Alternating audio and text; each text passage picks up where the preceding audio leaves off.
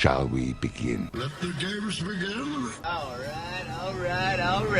A new age has begun. An age of freedom. Are you not entertained? Are you not entertained? Get to the chopper! This is going to be quite the ride.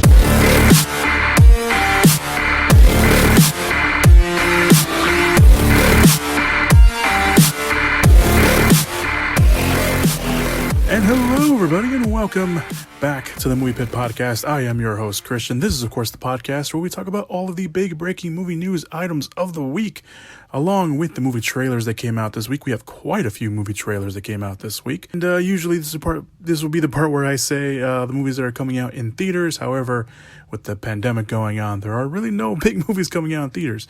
At least not this week, for sure. We have movies coming out on streaming services, but mostly no big movies coming out in theaters this weekend. But yeah, we have quite a few movie news items to get to. This week was very trailer heavy, so we have a lot of trailers to get to. We'll get to that, and of course, some movie news items that have come along the way. So let's just jump right into it, ladies and gentlemen. We're going to start off with two trailers that came out over the weekend, so after the podcast went up last week, but let's just consider this trailer talk. So the first trailer we're going to talk about is for Warner Brothers' sequel to Space Jam 2: A New Legacy, which is apparently very hard to say for me. The trailer came out and it was that's really the only word I can associate with it.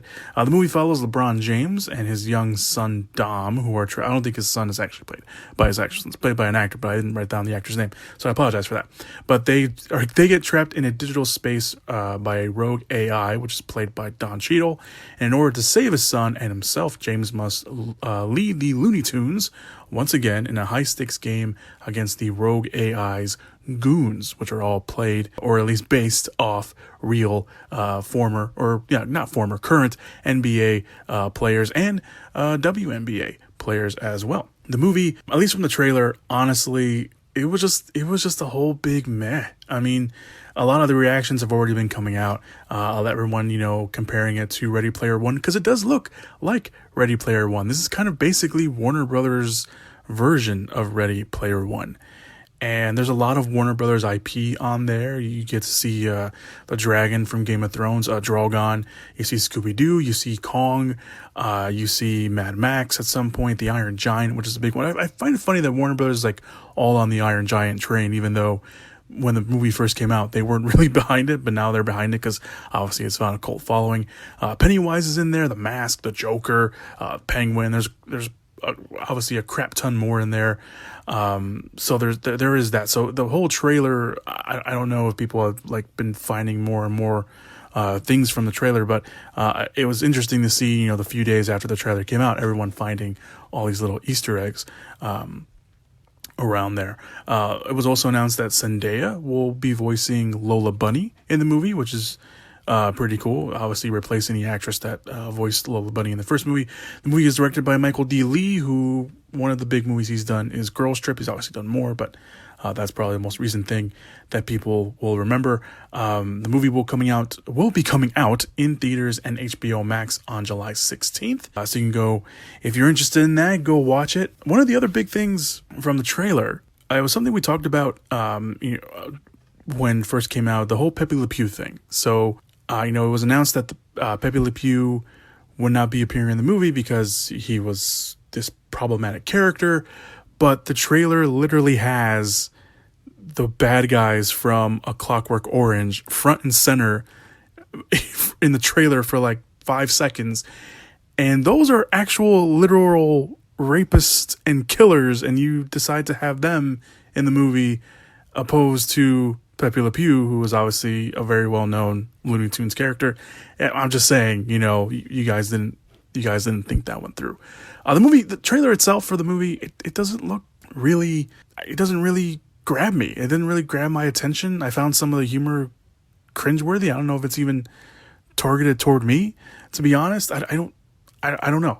I think the next trailer has to do a very better job to get me on the Space Jam New Legacy train. That's just me. That's honestly just being me, but we'll see. We'll see what happens after that. The other trailer that came out over the weekend was Marvel. Marvel dropped a new trailer for the highly anticipated Black Widow movie. Of course, the movie will follow Scarlett Johansson's character, Natasha, aka Black Widow. The movie takes place in between the events of Civil War and Infinity War, where she teams up with her old family or former family, fake family, whatever you want to put it, to take down the organization that made her into the Black Widow. The movie co-stars Florence Pugh as Yelena, David Harbour as Red Guardian, Rachel Weisz as a character named Melina, the mother of the family, along with Ray Winstone, who we finally see in the trailers. He was in the movie, but he hasn't appeared in any of the trailers. Granted, he only appears in one scene in this trailer where he tells Taskmaster to go get Black Widow. Presumably, that's who he's talking about. But he's in there. It looks like he's probably the director of the Red Room or the organization. William Hurt will return as Thunderbolt Ross. You also have young actresses Violet McGraw and Ever Anderson co-starring, playing the younger versions of Yelena and Natasha. The trailer itself, it's pretty short. It's honestly really just a new trailer to show that the movie is coming out at a later date, because obviously a couple weeks ago it was announced that Marvel would be moving Black Widow to July 9th, away from its May release that it has kept for quite some time. So the trailer, it's really more or less what we've seen before. There is some brand new footage, like I mentioned, Ray Winstone's character. We also see the younger versions of Yelena and Natasha in there. But, honestly, it's really just stuff that we've kind of seen before already, just recut differently, and with an orchestra version of the Avengers theme in there, which I thought was a nice little touch. But I'm excited for it. I'm glad that they didn't show any too new material for the movie. I think that they're probably going to keep a lot of that stuff close to the chest already at this point. The movie, like I mentioned, will be getting a hybrid release, despite word that it wasn't going to at first, because Kevin Feige was very opposed to that. But the movie will be coming out in theaters and on Disney Plus's Premium Access feature on July 9th. We'll obviously be talking more about that once we get closer to that release date. So those are the two trailers that dropped after the podcast went up last week. Let's move on to the trailers that came out this week. I have some quick trailer thoughts on those trailers. This is a great start to the podcast this week. My house is also very hot for some reason. I don't know why. Anyway, that not important. So some quick trailer thoughts on some trailers that came out this week as well. The first one is Mainstream. That stars Andrew Garfield as a quote-unquote YouTuber, and Maya Hawke from the last season of Stranger Things. She also had a small role in Once Upon a Time in Hollywood. She plays someone who, at least from the synopsis, wants to become internet famous and eventually meets up with Andrew Garfield's character, and the two start to make something. It looks like a game show of some sort, at least from the trailer, and it gets really popular. But eventually she figures out that Garfield's character is someone that maybe she didn't expect him to be. So there is that. The movie is directed by Gia Coppola. I forgot to look up if she was actually related to the Coppolas or just happens to have the last name. Although, honestly, in Hollywood, you never know. But she directed a movie called Palo Alto, which I know some people really like, and I know some people have some very mixed feelings about. That movie starred Emma Roberts and was it James Franco? I think that's what it was. But the movie will be opening up in select theaters, digital platforms, and VOD on May 7th. So the trailer is kind of interesting. The movie also looks like it's going to have real celebrities kind of playing themselves in the movie. I think Patrick Melson's at one point. He has like a thing with Andrew Garfield's character in the trailer. I think one of the Paul brothers is in there. The movie looks interesting. It looks good. I mean, Garfield's making some interesting choices, obviously, post Spider-Man. But I like it. I mean, it looks like he's gonna really, dig into this character and chew up a lot of scenery. So especially from the bookends of the trailer, because it's very, very interesting. You think it's going one way, and then it goes another way. So I kind of like that. So there's that. There was a new trailer for The Woman in the Window, which is directed by Joel Wright, who directed Hannah and The Darkest Hour, the one with Gary Oldman. Amy Adams stars as agoraphobic, who presumably befriends a neighbor across the street, only to see her own life turn upside down when the woman disappears and she suspects foul play. So it's really kind of a whodunit mystery, almost Hitchcockian Rear Window kind of vibe from the trailer. Gary Oldman, Anthony Mackie, Wyatt Russell, Brian Tyree Henry, Jennifer Jason Leigh, and Tracy Letts and Julianne Moore all appear in the movie. Tracy Letts actually wrote the movie, which is actually based off a book by A.J. Finn. So if you want to go read that before the movie comes out. And I forgot to put the release date. It is coming out on Netflix. I think it is over the summer. So there is that. This movie was delayed. It was actually going to be released by 20th Century Fox, which when it was still 20th Century Fox. And then obviously the Disney purchase went through, and then this movie kind of went into limbo. They delayed it until this year. Then they took it off the release schedule, and then they sold it off to Netflix, and Netflix has just been sitting on it. And now we're finally gonna get it. So if you want to go check that out, there is that. I don't know. I was lukewarm on it originally beforehand, and I'm still kind of lukewarm on it now. There's some brand new footage in here. We don't see Anthony Mackie. I don't think he was in either of the trailers, but he's in there apparently. So we'll see. And the final quick trailer thought. I keep saying that. Quick trailer thoughts trailer I want to talk about is for another Netflix movie called Monster. And this is based off the book of the same name by Walter Dean Myers. And the movie originally opened at the 2018 Sundance Film Festival. So this movie's been done for quite a while and was originally picked up by Entertainment Studios. They've released films like the 47 Meters Down sequel, or actually both of them. They released both of them. They released the Christian Bale Hostiles movie.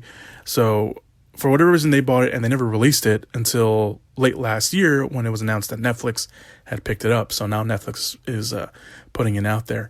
And the movie follows Steve Harmon, played by Kevin Harrison Jr., an honor student with a passion for photography who is charged with a felony murder and then becomes embroiled in a complex legal battle where he could face life in prison. The cast for this is amazing. Jeffrey Wright playing Steve's parents. I believe Jennifer Hudson, Jeffrey Wright are actually producers on the movie. I could be wrong about that, but I think I saw that they were producers on the movie. Jennifer Ale, ASAP Rocky, Nas, who was also an executive producer on the movie, Tim Blake Nelson, and John David Washington are all in the movie as well.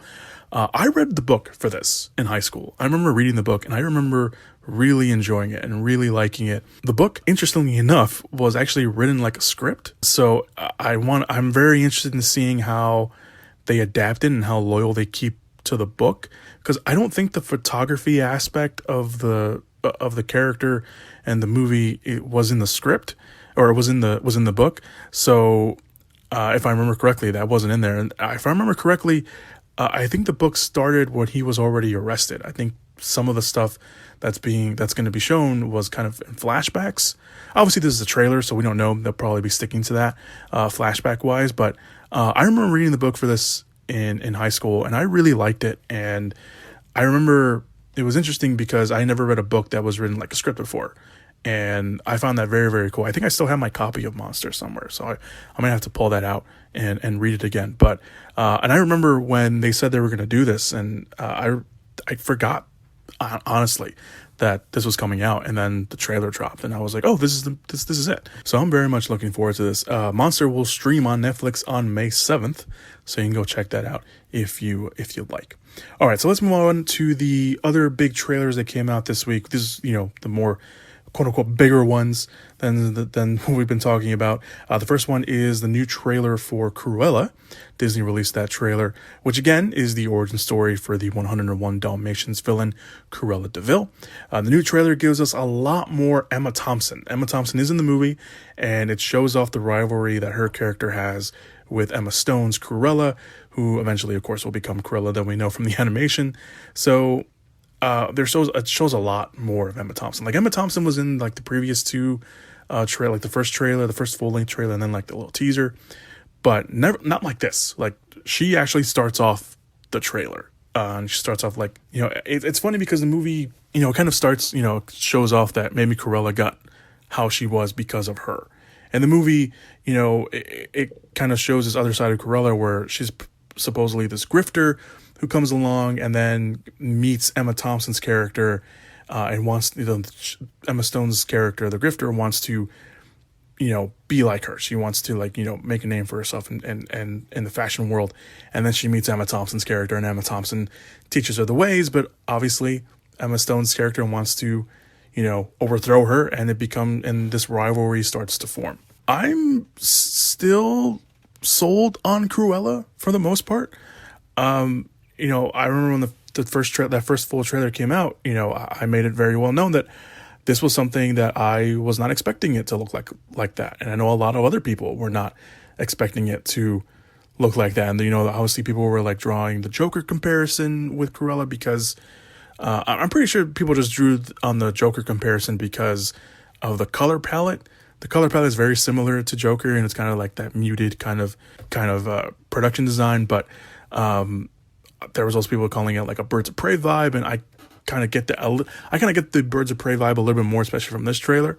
But I know Emma Stone kind of denounced the Joker comparison. So, but I'm still optimistic about Cruella, and that's not something that I ever thought I would say, but I am still optimistic on it. Cruella will also be getting the hybrid release from Disney. It will be in theaters and Disney Plus the same day on May 28th, of course, through their premium access feature. The second trailer and the last trailer we're going to talk about is for Warner Brothers. They released the first trailer for writer-director Taylor Sheridan's thriller Those Who Wish Me Dead. The neo-western is set against a wildfire in the Montana wilderness, where a young murder witness, played by Finn Little, I think this is kind of his first movie, finds himself pursued by two assassins, played by Nicholas Hoult and Aidan Gillen.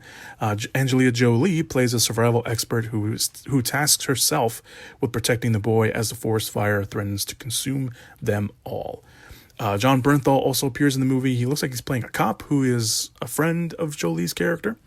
Jake Weber, who plays the child's father, is in there as well, and Tyler Perry, although it's not really clear where Tyler Perry stands. It seems like he's probably the head of the FBI or something, because he's wearing a suit at some point in the trailer. I really liked this trailer. I really did. And I maybe it's the Johnny Cash song playing throughout it, because Johnny Cash will get me every time.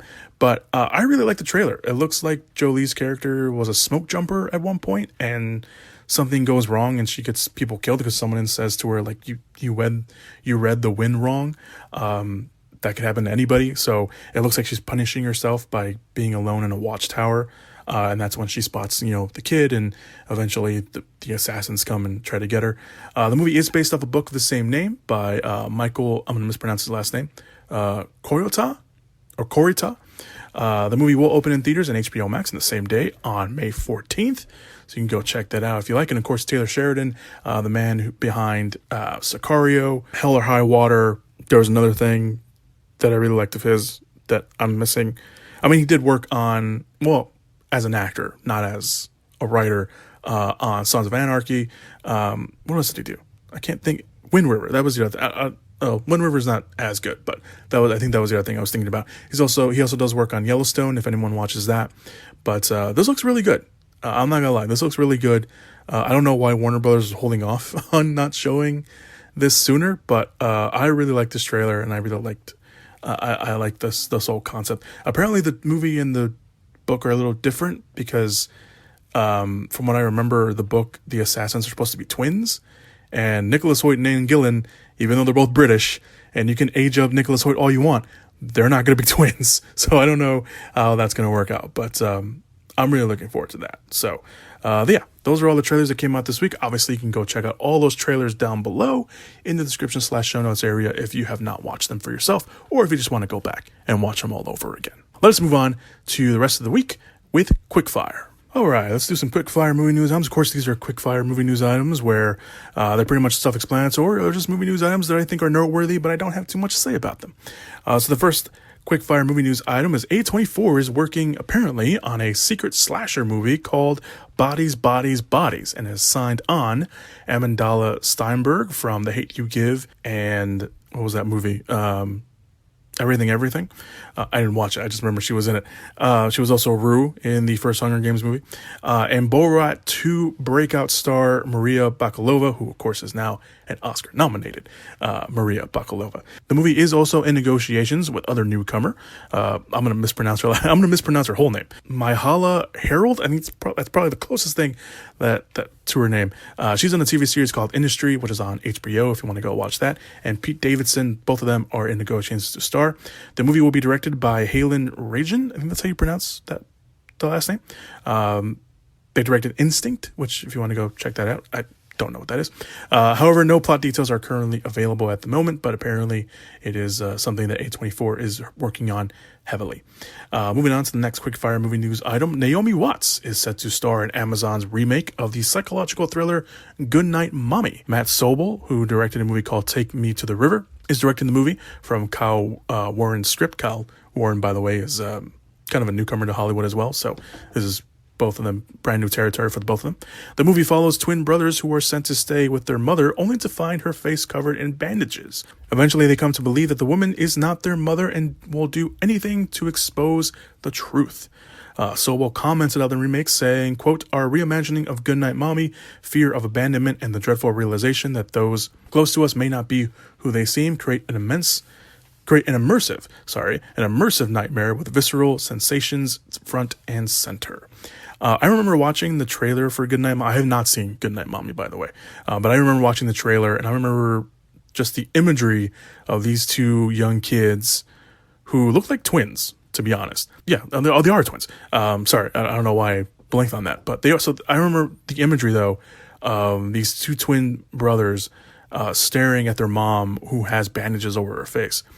I just remember watching that trailer. I was like, this looks really creepy.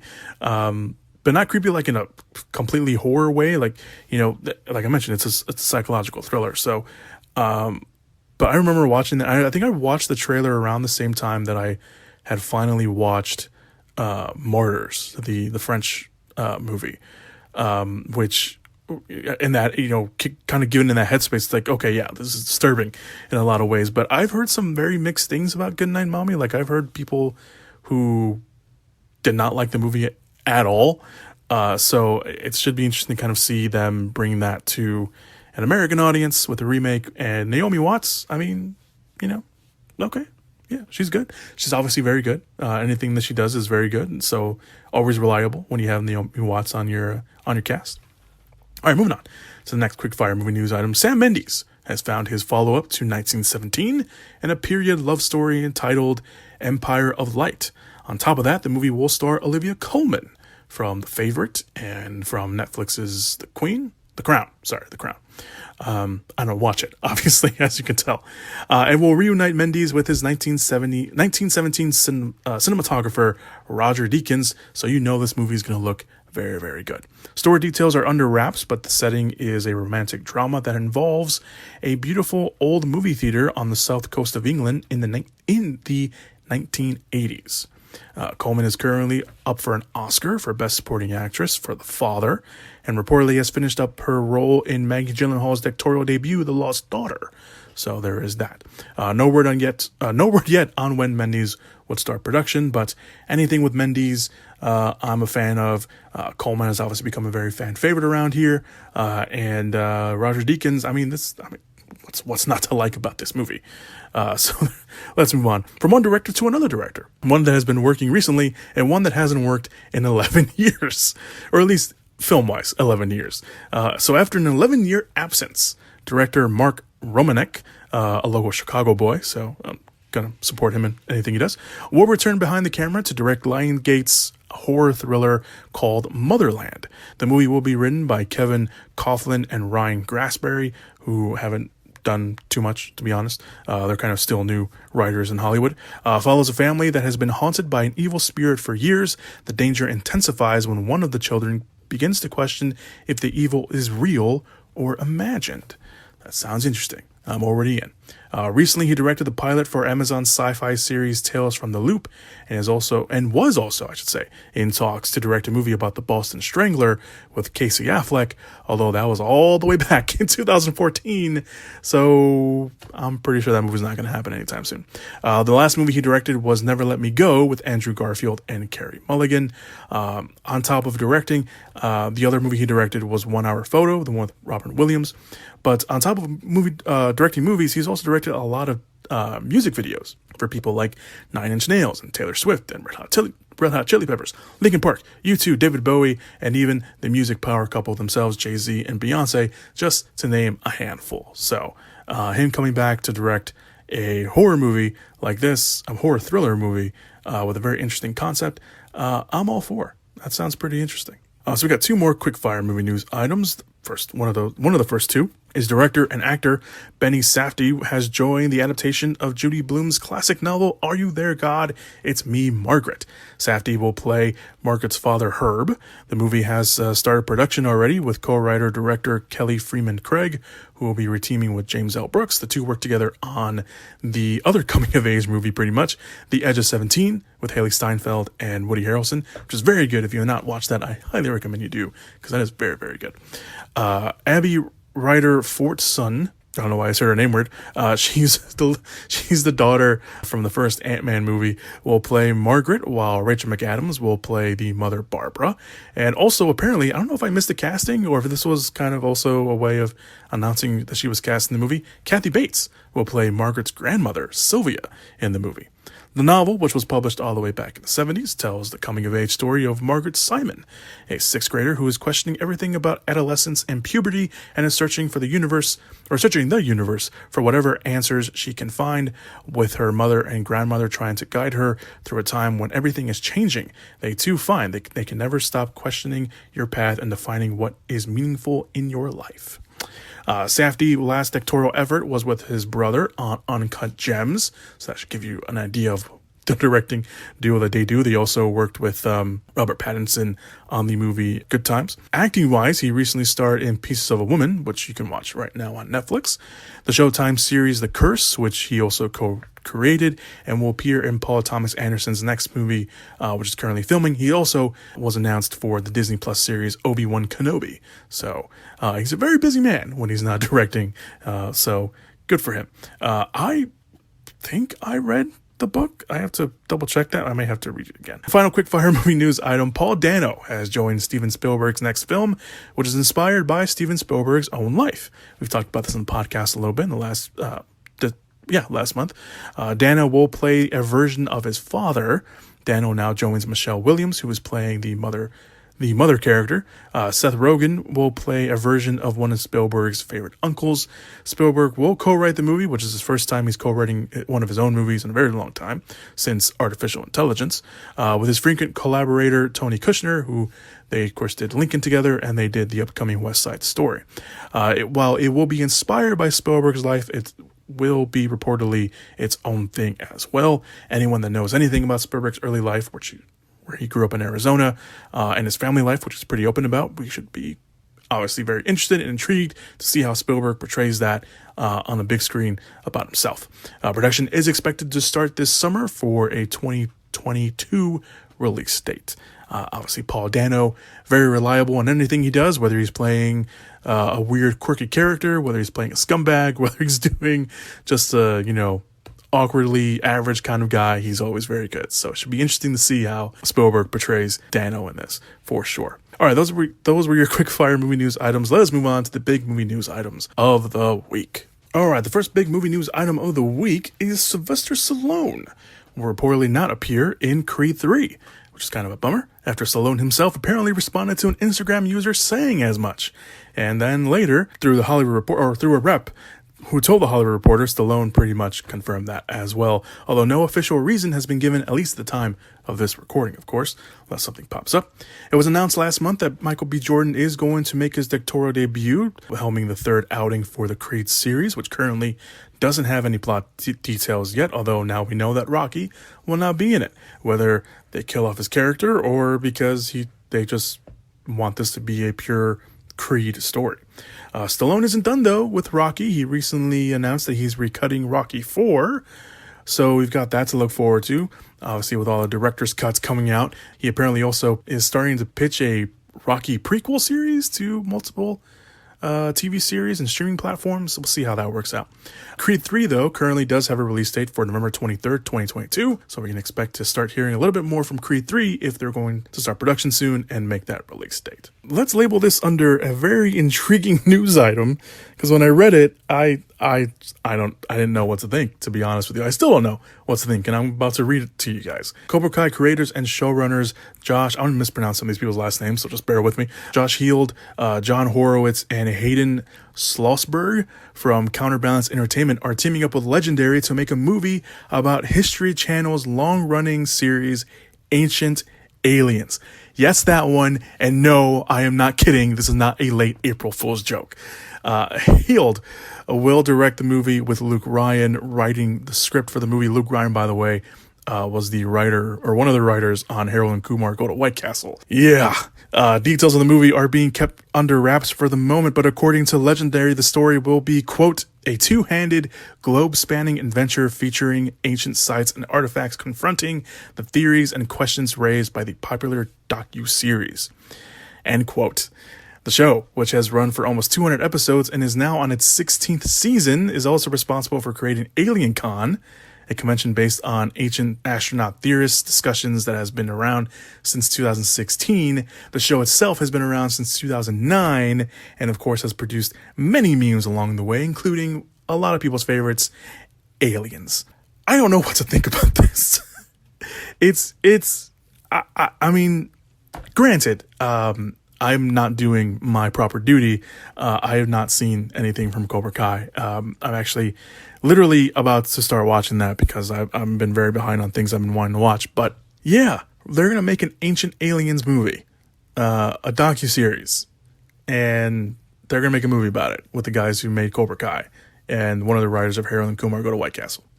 Although, to be fair, the guys who created and are showrunners on Cobra Kai also had something to do with the Harold and Kumar movies. So just take that into consideration when we're about to watch a movie about ancient aliens. Should be interesting, to say the least. To say the least, it should be interesting. Moving on.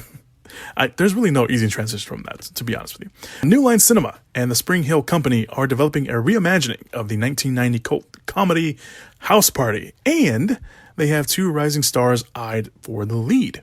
They also have a director in tow as well. George Lembring Jr. from the Tom Holland Spider-Man movies. He plays one of the people in the school's news station. He was also in Bumblebee. He played the neighbor, the best friend. And Tosin Cole from the BBC limited series 67th Street are in negotiations to lead the movie for award-winning musical director Calmatic. I think that's probably how you pronounce it. Helming his feature debut, so this will be a debut for him as well.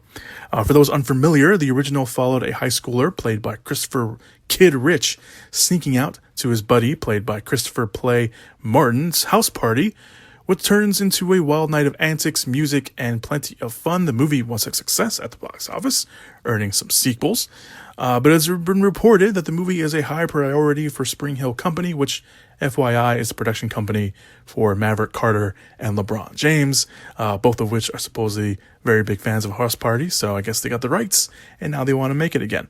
It also does help that the director of that movie, of the original movie, Reginald Hudlin, is also part of Spring Hill Company, and obviously the movie launched his career, so why not give the movie off to someone else?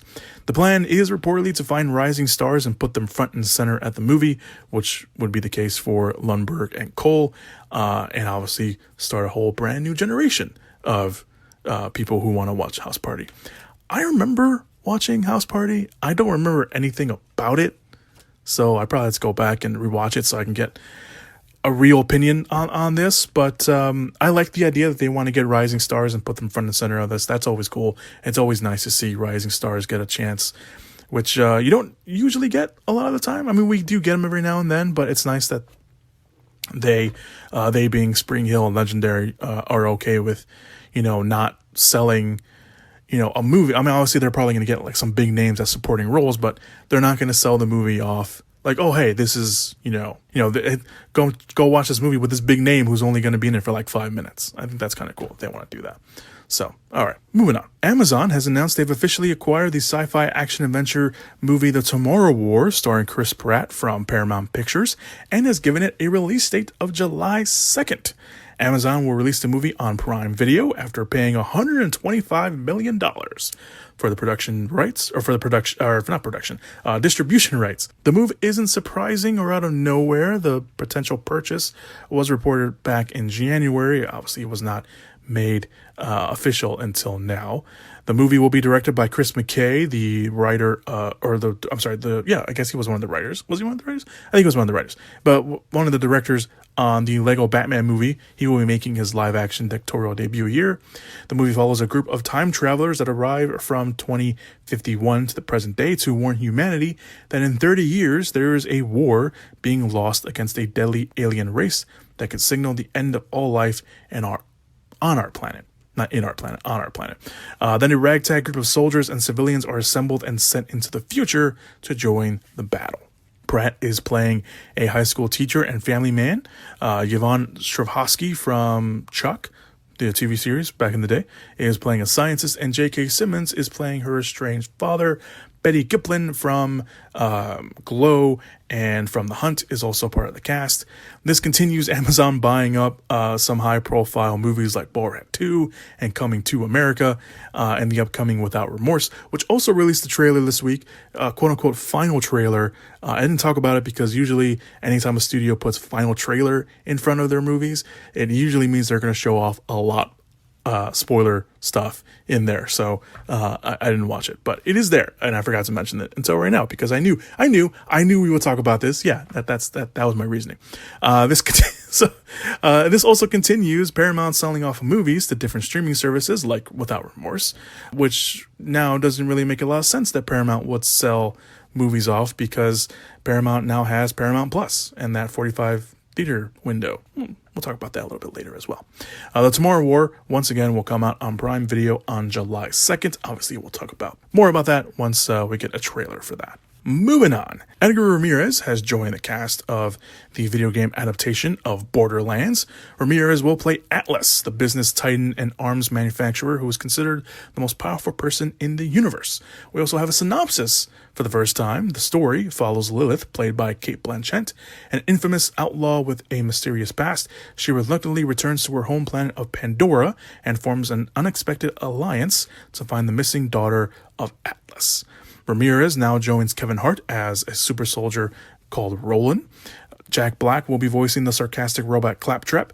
Ariana Greenblatt, aka Young Gamora, will play an explosive expert, Tiny Tina. Florian, I want to mispronounce his last name, Monotu. That's how you pronounce it. He played Victor Drago's son in Creed 2 as Tiny Tina's protector, Krieg.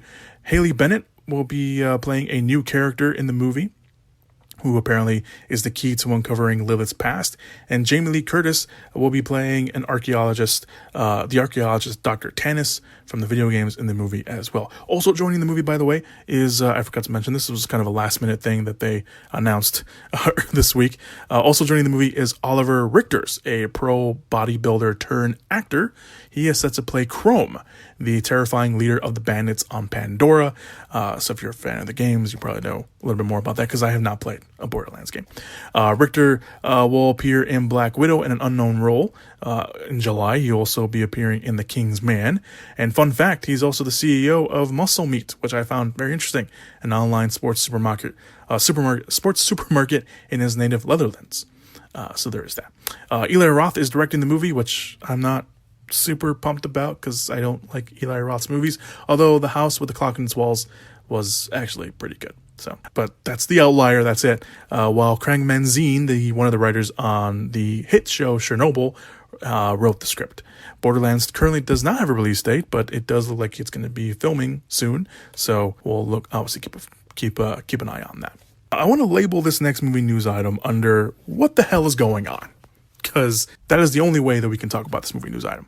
So filmmakers Marcus Dunstan and Patrick Melton, writers and directors of The Collected, the third movie in the Collector trilogy. If you have not watched The Collector, I highly recommend it. I just want to I'll get through it and then I'll tell you guys about it.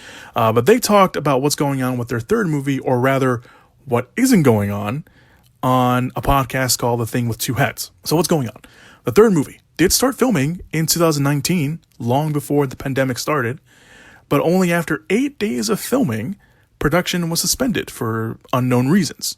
And it wasn't COVID, because again, they were filming this in 2019 before COVID existed, or before COVID was around. So production was suspended for unknown reasons and then remained dormant until last year in December, so a few months ago, when producers announced that filming would resume in January and February. Obviously, it's April. They were going to start filming in Vancouver, and guess what? It didn't happen. Now, according to Dustin, who again co-wrote the movie with Melton and was directing the movie himself, he has emailed and called producers about what's going on that have gone unanswered. And he was understandably not happy about that. And one of the pull quotes from the podcast reads like this, saying, quote, "I invested in this thing. I like to know what's happening. We stopped hearing from anybody with production. I know most of the props I brought there," talking about Vancouver, "have been stolen. I would think that anybody else who invested in this movie that thinks that it is happening, wouldn't they like to know what's happening? All the calls and emails have gone unanswered. When you can't get anyone on the phone, you don't hear anything at this point, I'm really pissed off." End quote. Yeah, I'd be pissed off too, to be honest. Now, the future of the trilogy is uncertain since Dustin and Melton don't have the rights to the movie. They aren't even producers on the movie, so they couldn't try to finish it even if they wanted to and then ship it off to some other studio. In fact, Melton said this, saying, quote, "There are no plans to start shooting it. We would love to finish it, but I don't know. We are not producers, so we don't know." End quote. Now, The First Collector, for those of you who don't know anything about the series, followed a serial killer that uses deadly traps to torture his victims. No, it's not Saw. It's something else. In fact, to even put it on there, the duo did try to sell the script as a prequel to Saw, but that didn't take, and instead they went on to just write the movies in their own little universe. But also they went off to actually start writing for Saw after, they started writing for Saw, I think it was 4 or 5 to I think the final chapter. I can't remember if it was, I think I wrote it down. I did not write it down. I did write it down. Yeah, so they wrote 4, 5, and the final chapter. So they went on to write for the Saw franchise because they wanted the Collector to be part of the Saw franchise, but it just didn't work out.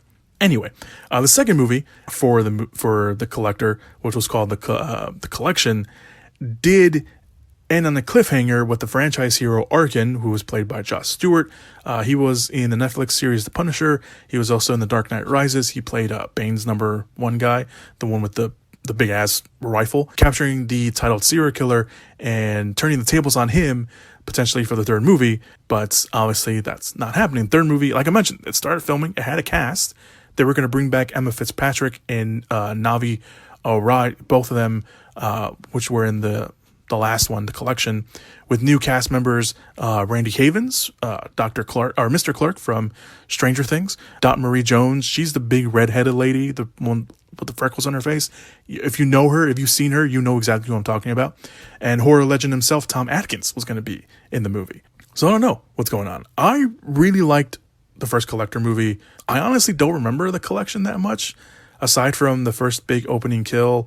There was another kill halfway through the movie that involved a box, which I remember, and then the ending, because I was like, oh, okay, well, I guess that's going to happen. So I was looking forward toward The Collected. And I do vaguely remember saying that they started production. I honestly thought that they had finished production, because I guess I missed the story that they had halted production. So when I saw this, I was like, oh, okay, I guess they never finished that movie. So if you want to watch other stuff that Dunstan and Melton have done, by the way, writing wise, they did a pretty great, modest budget, kind of like a dark comedy horror action movie called Feast, which I really, really enjoy. They also wrote the sequels, but I never watched them, and I heard that they weren't as good as the first one, so I don't even bother. If you want to bother, go ahead, but I never bothered. They also were writers on Piranha 3DD, which was a sequel to Piranha 3D, which I never watched because I didn't like the first Piranha. Like I mentioned, the Saw movies. They were also writers on Scary Stories to Tell in the Dark, which was really cool. They also did another movie with Josh Stewart called The Neighbor, which seems very similar to The Collector a little bit because it involves a neighbor hiding a secret or something. I don't know. I never watched it. I went straight to DVD. So I'm I don't know, you don't usually hear movie news stories like this where they start production and then, the director and writers of that movie, especially ones that have been with it since the beginning, can't get an answer from producers or a studio about finishing up, or, if you want to cancel it, just cancel it. It's not even we've heard stories about, directors dropping out. Obviously the big one that I think everyone remembers is Phil Lord and Chris Miller being dropped out from the Han Solo movie. I think that's the closest thing I can imagine this. But at least with that, they had already filmed most of the movie, and they were replacing them with like a week or two of filming left, and they had to go back and do it. And the reason they were dropped from the movie was because of creative differences, which made no sense because the movie was already practically done. And they brought in Rod Howard for that.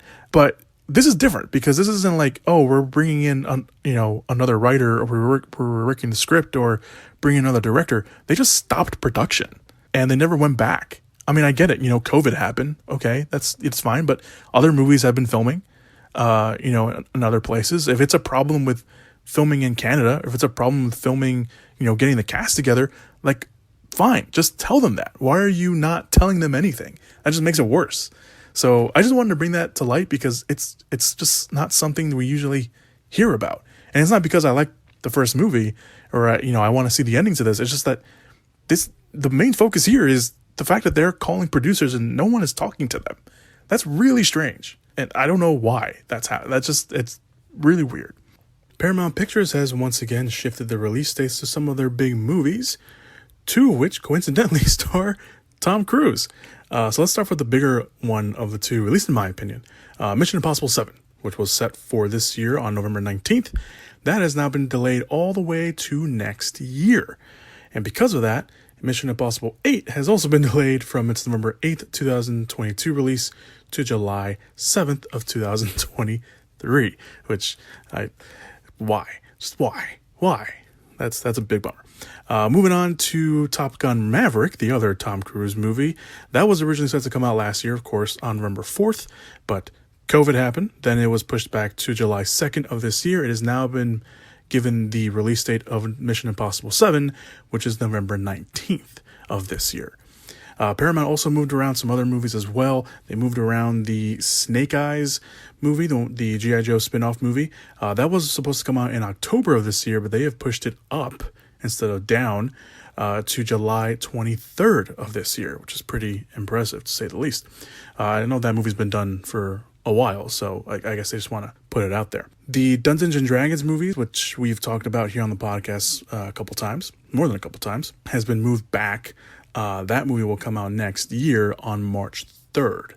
The much moved around Jackass movie was supposed to come out last year, was supposed to come out this year multiple times. That will now finally, hopefully, come out. At least those hopeful for another Jackass movie will come out on October 22nd of this year.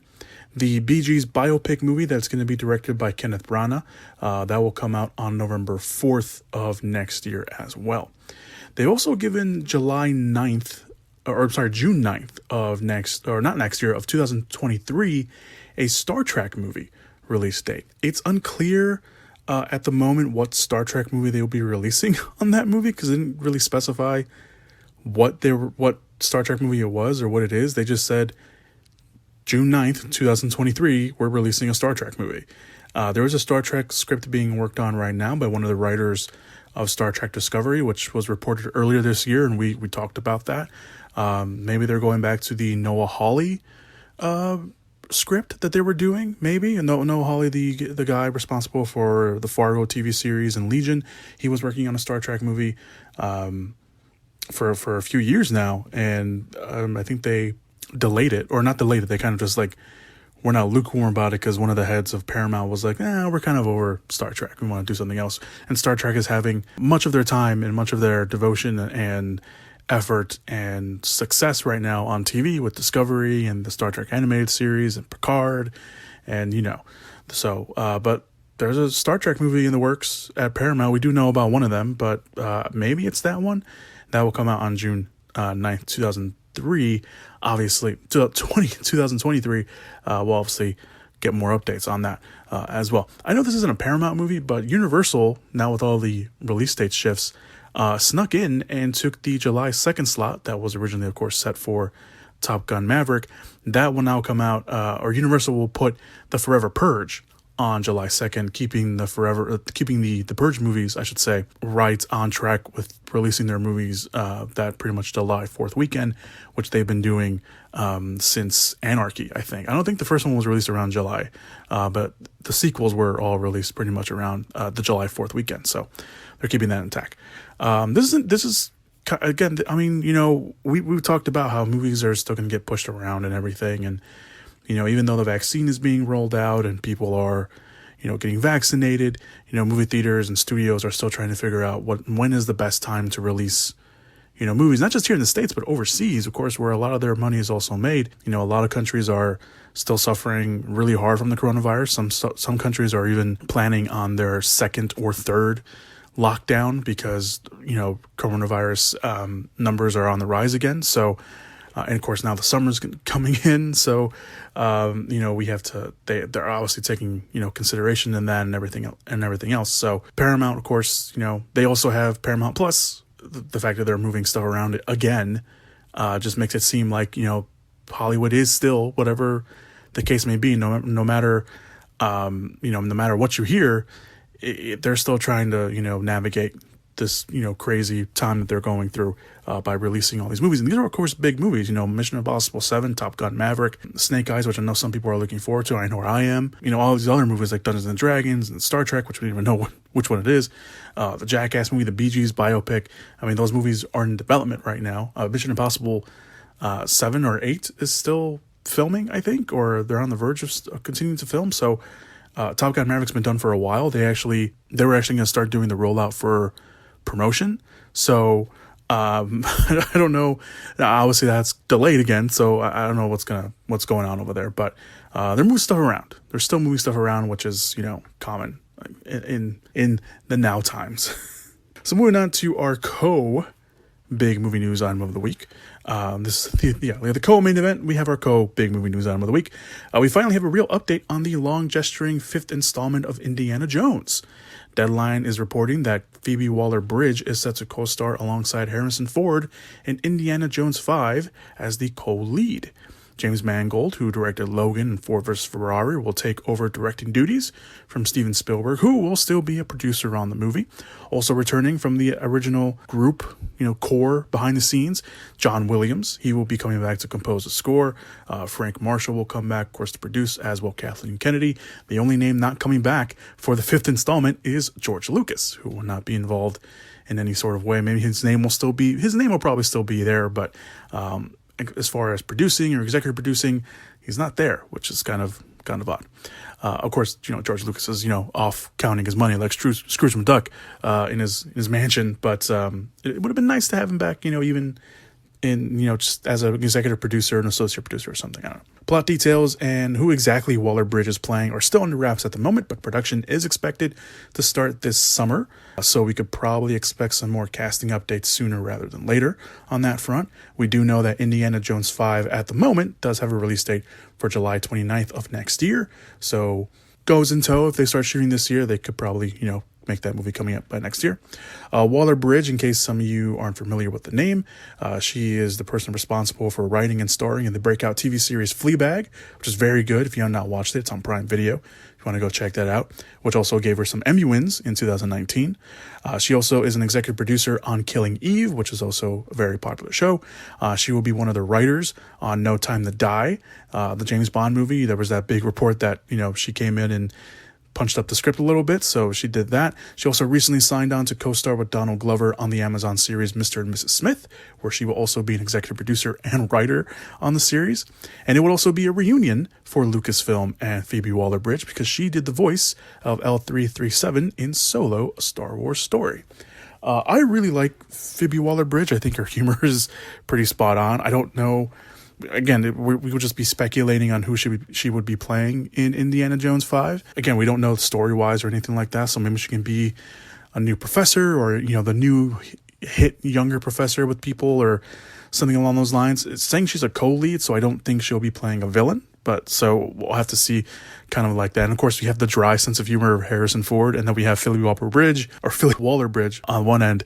It's just the polar opposites of each other. So obviously that's going to be really cool to see. So I'm really excited for this. And we've been hearing a lot of stuff about Indiana Jones 5, of how it's been delayed, what kind of things they're going to be doing. Is it going to be a passing of the torch movie? We don't know. But we got Harrison Ford back behind the hat and whip, and now we have Philly Waller-Bridge.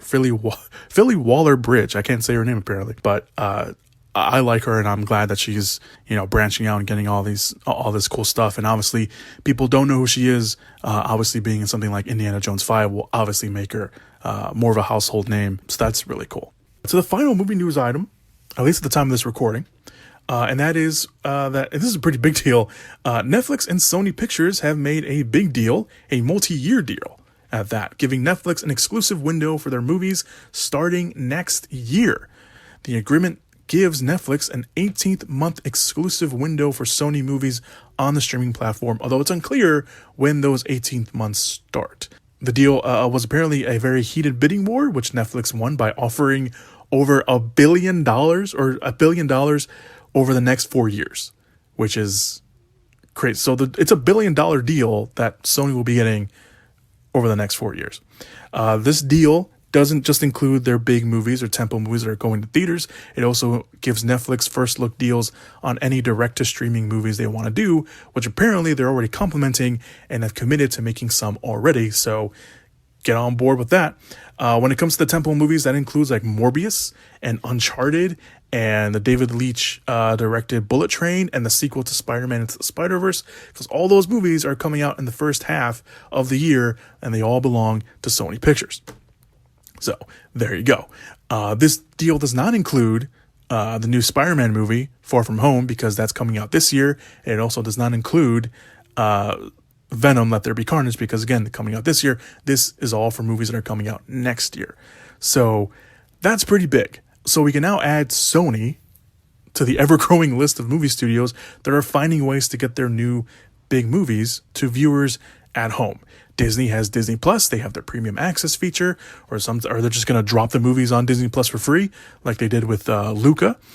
Warner Brothers has HBO Max, which of course has their deal that right now for all their 2021 movies, they're going to come out. They're going to come out in theaters and HBO Max the same day, and they have the 31 days on the app, and then they go away, and they're probably going to go back sometime in the future. But they made a deal, if you remember, I think it was last month. Yeah, I think it was early last month with Regal Cinemas, where next year in 2022, Regal Cinemas will have exclusive rights to Warner Brothers movies, where Warner Brothers will, they're going to go back to the normal traditional theater release date, just theaters in theater movies. And then after 45 days, they can then go to HBO Max. And Paramount has the same deal. They struck that deal this year. Paramount has Paramount Plus. So when the movie comes out in theaters, 45 days later, it's going to pop out on Paramount Plus. That includes A Quiet Place Part 2, which is finally coming out this year. That even includes the new James Bond movie, No Time to Die, that is scheduled to come out this year as well. So this is big. This is big for Sony. There was rumors that Sony was going to pull their movies from Netflix. I guess those rumors were just, a bait to get people talking about all this stuff. But Sony, apparently, I guess Netflix and Sony had a deal with their animated movies. There was an animated movie, and I forgot to mark it down again. But there was a movie that was to come out through Sony Animation that was sold to Netflix earlier this year. That is now called The Mitchells versus the Robots. That was supposed to come out under a different title for Sony last year. Then of course the pandemic hit. So they sold that movie to Netflix exclusively. And I guess from there they were just I just worked out something for this year. Or for next year, I should say. So this is really big. And every time something like this pops up, I just know that film Twitter just says movie theaters are dead. And I don't want to get into the discussion because I got into this discussion. You didn't hear it because I cut it out of the podcast because I went on a rant for some reason, a very incoherent rant, which is the reason why I cut it from the podcast for like 10 minutes talking about how movie theaters are not dead. Because, of course, movie theaters are dead right now because there's a pandemic going on and no one's going to want to go to the movie theaters despite the massive amounts of money that Godzilla vs. Kong made in theaters this past weekend, because that was kind of an anomaly because that was a big event movie. Like, it's not going to happen. Like, Mortal Kombat's not going to make that kind of money. And I love Mortal Kombat, and I'm going to go watch Mortal Kombat in a movie theater, in a private movie theater, but it's not going to make Godzilla vs. Kong money because people are excited for that movie, but will those same people drive out to go watch Mortal Kombat in a movie theater? Will those same people drive out to watch For Those Who Wish Me Dead? Will those same people rush out to watch Venom? Let There Be Carnage. I think the next movie to make that kind of big money would probably be James Bond, to be honest with you. Maybe even F9, which comes out in June. So that's probably the next big one, to be honest. But I don't know. Like, I don't want to have this. I don't want to have a movie theaters are dying or movie theaters are dead or the movie theater experience is dead conversation when there's a pandemic going on and they're not open. Let's have that conversation in 2 years when hopefully all this is over and everything kind of goes back to normal, and then we can have that discussion. Let's have the discussion then. Not right now. There's a pandemic going on. People aren't going to movie theaters. We can't have that discussion. We could have had the discussion maybe even a few years ago if all this was going. If there was no pandemic going on right now and people were still going to movie theaters and these deals were still being made and the theater window was cut down, because obviously the theater window is a big deal, especially to movie theaters, because they're the ones that pretty much make the theater window. If that was happening, if the theater window was limited down to 45 days, because usually the theater window is 90 days. That is a typical theater window where a movie studio has to play their movie in theaters for 90 days before they even think about putting it out on a digital platform, or premium VOD, whatever you want to call it, streaming service. 90 days. 90 days is a long time. But now it's 45 days for some of these. Paramount Plus is 45 days. Warner Brothers will have the 45-day limit. The 45-day window next year with Regal Cinemas. Disney, Disney's on its own little private island somewhere where they can make whatever they want. But now we have this. Now we have Sony. Now we have 18 months. Sony and Netflix. 18 months of free time that a movie can go to Netflix exclusively and not anywhere else. That's pretty big. That's big. Universal has their own thing. Universal can release their movies on premium VOD 17 days after their movies come out in theaters. That whole debacle with AMC theaters that started last year. So movie theaters are not dead. They're dead right now because there's a pandemic going on.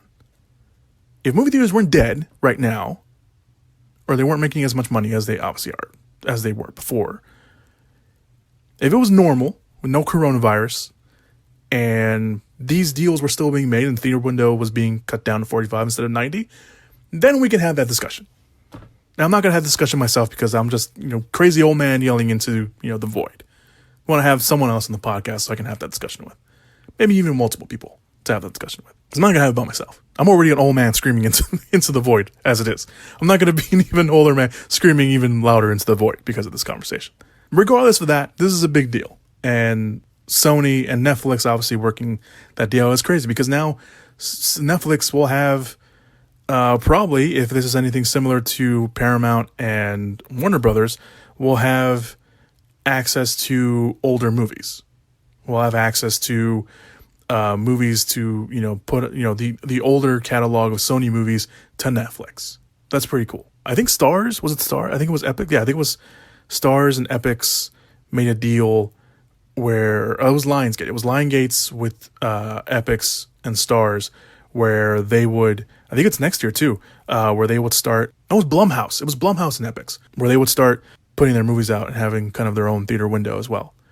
That's pretty big. So I like these studios that are trying to just, trying to survive as well, trying to get their movies out to people because obviously, people are craving for content. People are craving for new content. People are craving for content that we already know was coming, but because of the pandemic, we can't get it. So I like these studios kind of going out of their way and trying to, survive basically, but also try to give the fans every option they can to watch a movie. But I'm not going to have the movie theaters are dead conversation with you guys. I'm not having it. That is it. That is all the movie news items that I have for you guys this week, at least at the time of this recording. Obviously, if anything drops, anything big drops, I will put it up on the Facebook, or not the Facebook. I don't have the Facebook anymore. I mean, it's still there, but I don't post it on there. But I will put it up on the Twitter page, so you guys can go check that out. Down below is also where you can find everything else, links to the Twitter page, the Instagram, to the WordPress account, to the trailers that came out this week. There's also a link to a short film that stars Taika Waititi and the voice of Ricky Gervais. It's about the Humane Society. I think the Humane Society, where it's a short film. It's kind of like the stop motion animation, and it's basically kind of a short film about companies testing their products on animals. So it's just, you just gotta watch it. You just gotta watch it if you haven't watched it yet. So I'll link that down below as well. All right, so that's it. That's all I got for you guys. Thank you guys so much for listening to the podcast this week, wherever you're listening to. If you're listening to this on YouTube, be sure to like, subscribe, and comment. If you're listening to this on Apple Podcasts, be sure to leave a rating and review. That helps out in the long run. Or if you're listening to this on Stitcher and Spotify, thank you very much for listening over there, especially on Spotify, because we're still pretty brand new over there. So you guys can go like and follow over there as well, so you can get the podcast whenever it comes out, which is pretty much every week, sometimes twice a week, depending on how I feel about talking about a certain movie. This week or next week, there will only be one podcast. There won't be two, because nothing new comes out, really. Go check out all the... So yeah, how many times can I say, oh, so yeah? But yeah, one more time at least. Go check out the links. I had to stop myself from saying it again. Go check out the links down below to everything like that. Please be safe and enjoy the weekend wherever you are. Hopefully it's nice. Let me know what your favorite movie news item was. What item you want to talk about. I'm always open to talk about stuff with you guys. Always. So go check out the social links down below. But yeah, that's one more time. That's it, everybody. Thank you guys so much. Enjoy your weekend. Have a good weekend. Be safe. Be good to people. Be kind to people. There's no reason why you should be a dick. Because if you're a dick, don't be surprised when people are dicks to you. And as always, go watch some movies. Whoop whoop! Yeah! Give it up! Movies!